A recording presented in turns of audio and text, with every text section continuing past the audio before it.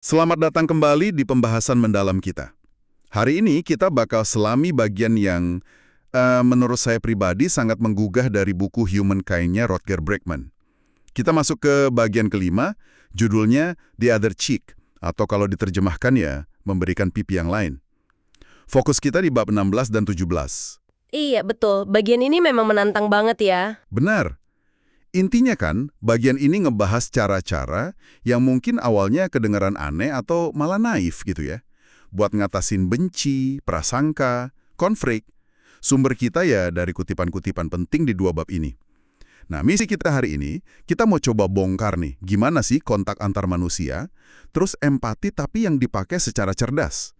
Sama pendekatan-pendekatan yang nggak biasa itu, ternyata bisa jadi semacam jembatan gitu.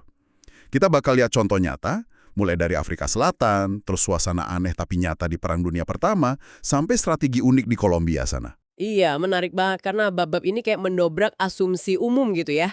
Kita kan sering mikir kalau ada konflik, jawabannya ya kekuatan. Atau dipisahin aja, atau konfrontasi langsung. Tapi Bregman ini justru nunjukin kekuatan lain. Kekuatan koneksi, kekuatan usaha buat memahami, bahkan ke pihak yang kita anggap musuh. Nanti kita coba gali juga dasar psikologisnya, ada teori penting namanya hipotesis kontak. Dan gimana pendekatan yang kesannya lembek ini, ternyata di lapangan bisa efektif banget. Ini ngambung ke gagasan memberi pipi yang lain itu. Tapi bukan pasif ya, lebih ke strategi aktif sebetulnya. Oke. Mari kita mulai deh. Ada cerita yang kuat banget nih dari Afrika Selatan di bab 16 tentang si kembar Phil Joyen. Satunya Konstan, jenderal tinggi militer, pendukung apartheid garis keras. Satunya lagi Abraham, saudaranya, malah teolog yang kritis banget sama apartheid. Bisa kebayang ya tegangnya? Iya, perpecahan ideologis yang dalam banget ya, sampai misahin saudara kembar. Tapi, titik baliknya itu justru pas rekonsiliasi mereka. Dan yang unik, ini difasilitasi langsung sama Nelson Mandela loh. Setelah beliau bebas, Mandela itu proaktif mendekati si Jenderal Constant Viljoen ini. Nah, ini dia nih bagian pentingnya. Gimana cara Mandela mendekati dia? Pasti bukan dengan marah-marah atau konfrontasi kan? Sumbernya bilang Mandela itu berusaha melihat sisi baik, bahkan dilawannya, mencoba memahami sudut pandang Jenderal Viljoen itu. Apa ya pelajarannya dari sini? Pendekatan Mandela ini, wah ini contoh textbook sebetulnya dari apa yang disebut hipotesis kontak oleh Gordon Allport. Dia psikolog sosial terkenal. Teorinya itu dari tahun 1954.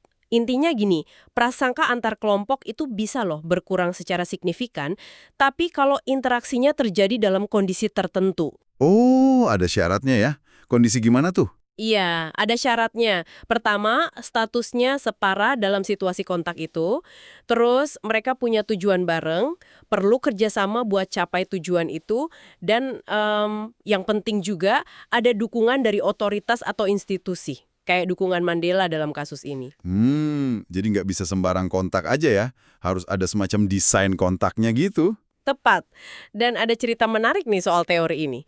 Allport sendiri dulu sempat agak pesimis pas dia ke Afrika Selatan zaman apartheid. Kondisinya kan parah banget ya. Kayaknya susah gitu memenuhi syarat teorinya.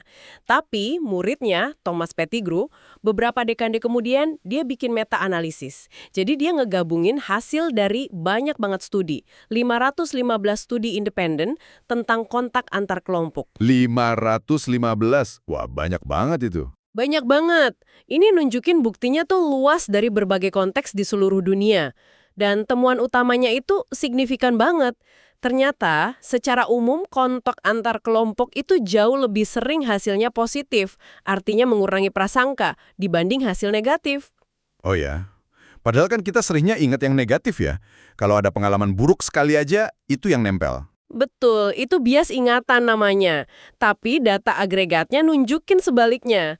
Nah, pendekatannya Mandela ke Jenderal Viljoen itu, dia kan sengaja nyari pemahaman, bangun jembatan bukan tembok.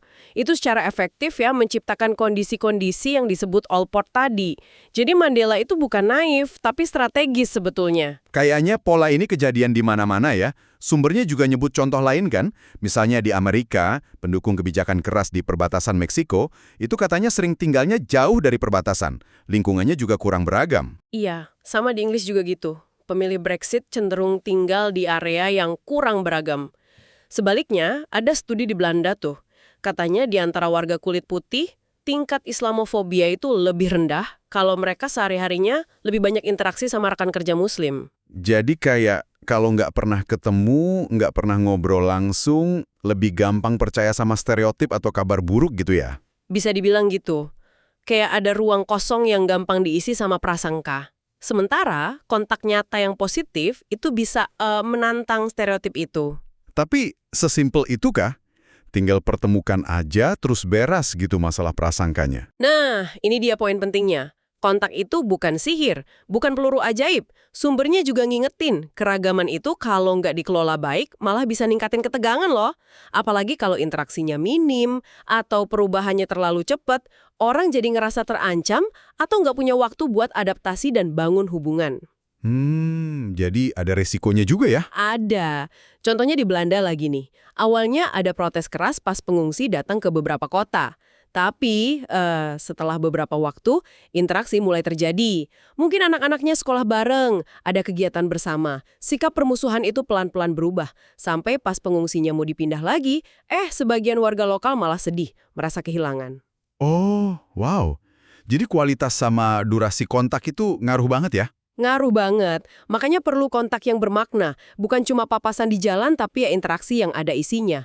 Dan butuh waktu juga biar pemahaman sama empati itu tumbuh. Ya nih, jadi mikir ya.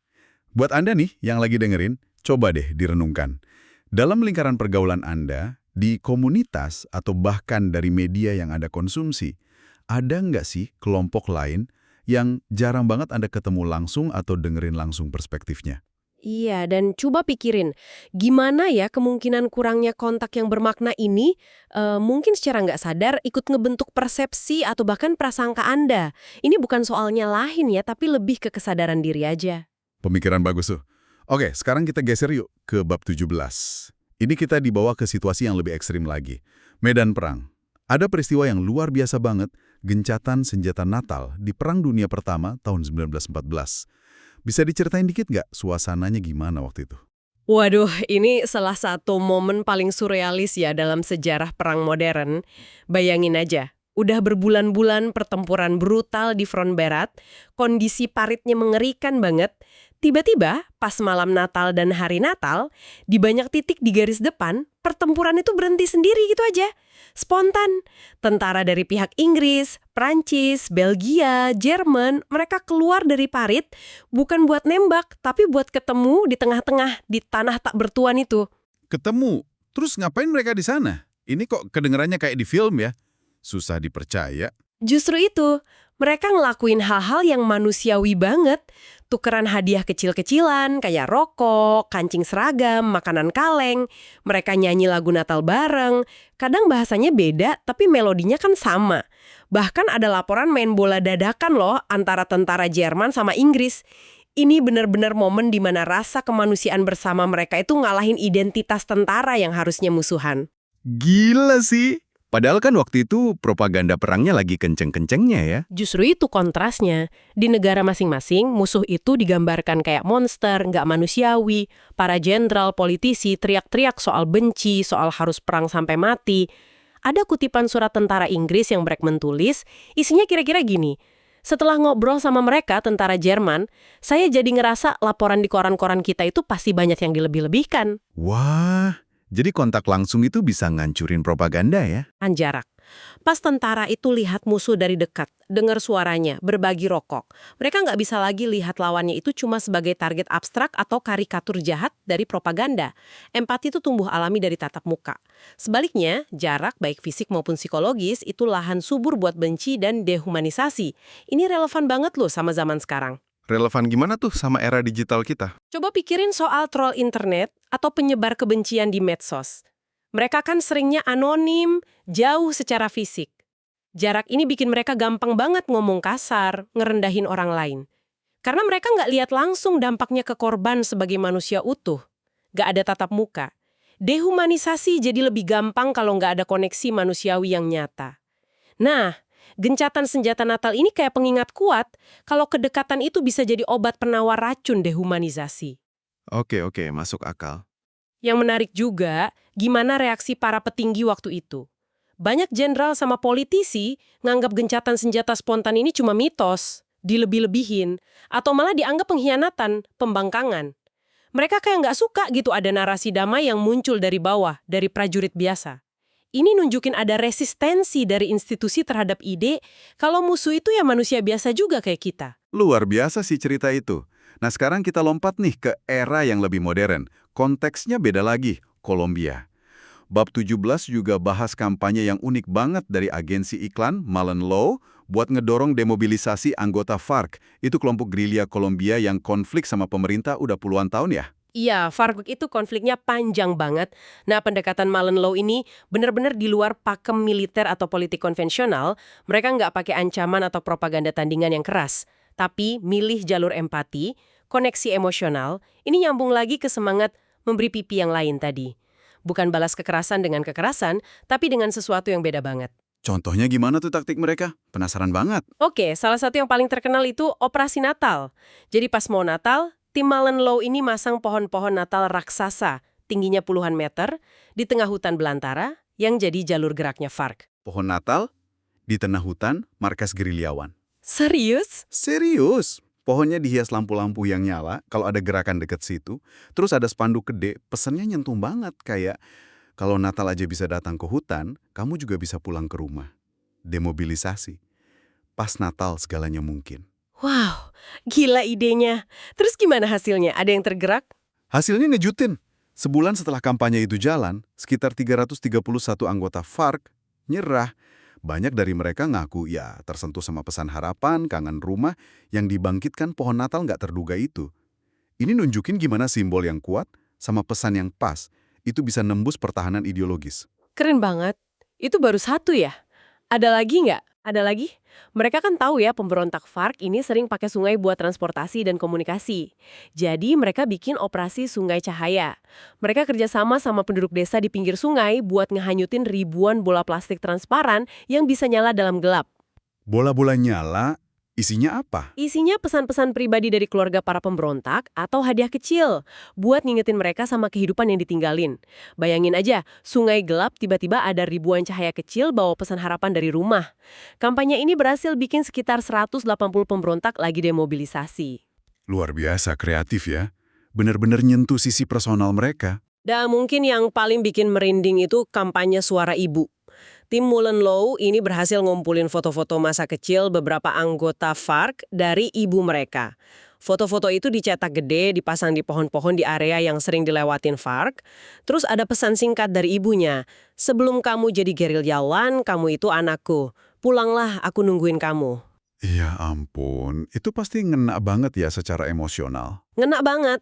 Dampak psikologisnya, lihat foto kecilmu sendiri di tengah hutan, ada pesan dari ibu, itu katanya kuat banget. Bikin banyak yang mikir ulang soal pilihan hidupnya.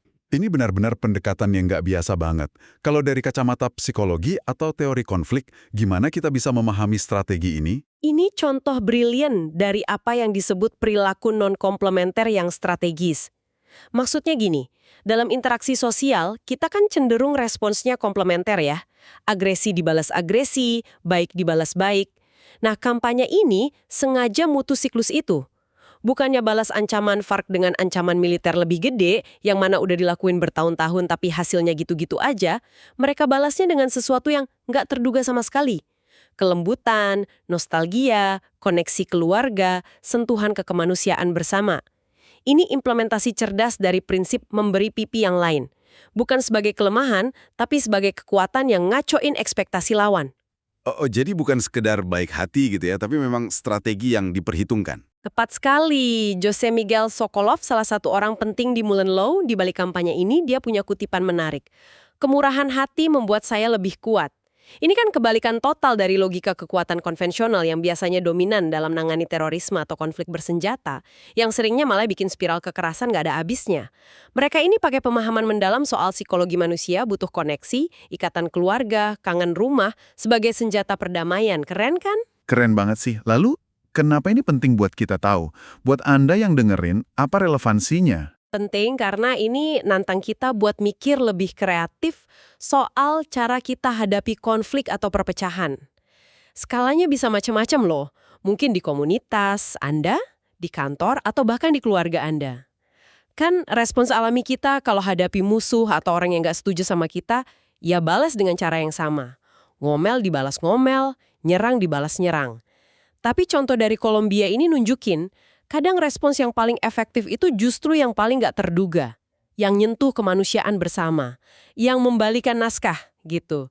Nah, gimana prinsip non-komplementer ini balas dengan sesuatu yang beda, bisa Anda terapkan dalam situasi sulit yang lagi Anda hadapi? Itu pertanyaan bagus buat direnungkan. Oke. Mari kita coba tarik benang merahnya nih dari obrolan kita sejauh ini. Dari bab 16 dan 17 Humankind. Apa aja poin-poin kuncinya? Pertama, jelas banget ya bukti kuat soal kekuatan kontak antar kelompok buat ngurangin prasangka. Contohnya kisah rekonsiliasi di Afrika Selatan tadi. Terus didukung ratusan studi dalam hipotesis kontak itu. Tapi ingat, kontaknya perlu bermakna dan dikasih waktu. Oke, poin pertama. Yang kedua?